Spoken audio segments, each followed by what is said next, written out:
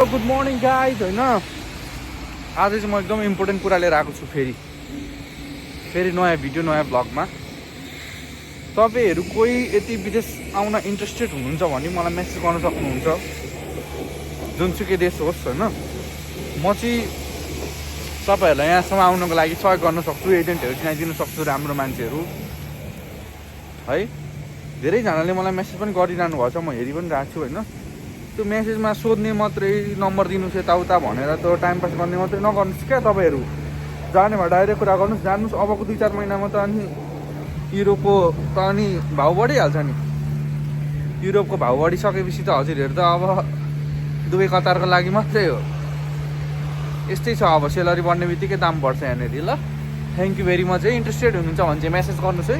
आज चाहिँ ओभरै हिउँ परिरहेको छ क्या गाइस, फेरि हिउँ पनि आमा ल हेभ अ लभली डे है। Thank you very much.